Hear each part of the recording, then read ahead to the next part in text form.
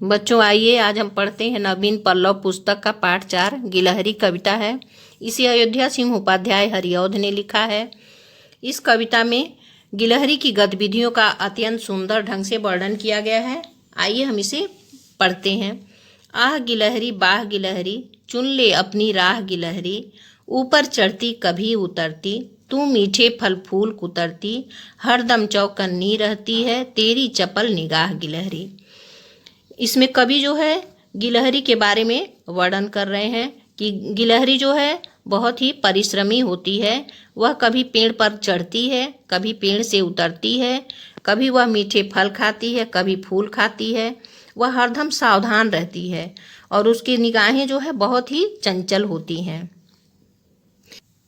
कभी सड़क पर, कभी पेड़ पर, कभी खेत में, कभी मेड़ पर, पा लेना बेहद मुश्किल है तेरे मन की थाह गिलहरी। कभी कह रहे हैं कि गिलहरी इतनी चंचल होती है कि कभी वो सड़क पर रहती है, कभी पेड़ पर चढ़ जाती है, कभी खेत में रहती है, कभी मेड़ पर दिखाई देती है और इसके मन के थाह को पाना बहुत ही मुश्किल है।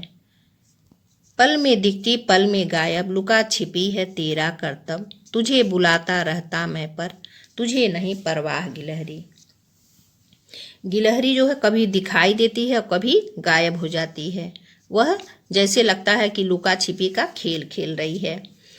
तुझे बुलाता रहता मैं पर, कभी कह रहे मैं उसे बुलाता रहता हूँ लेकिन उसे कोई मेरी परवाह नहीं रहती है।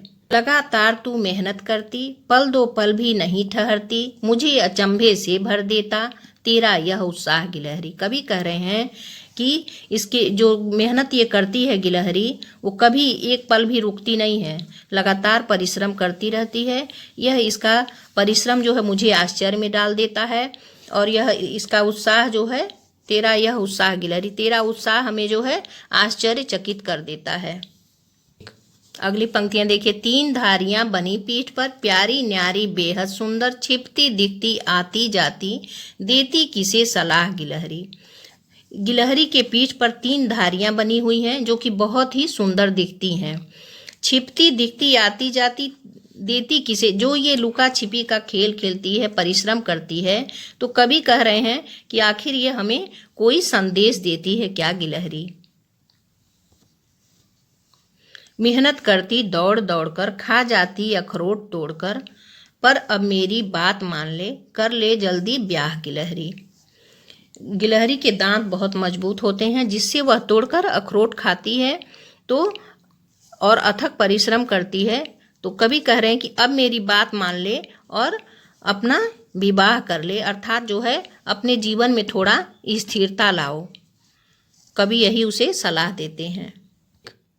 बच्चों, इस कविता से हमें यह सीख मिलती है कि हमें गिलहरी की तरह चुस्त और दुरुस्त रहना चाहिए, कभी आलस्य नहीं करना चाहिए। तो बच्चों, यह कविता यहीं समाप्त होती है। आज का आपका गृह कार्य है कि आप इस कविता की 10 पंक्तियां अपनी कॉपी में लिखेंगे। यह वीडियो यहीं समाप्त होती है। धन्यवाद।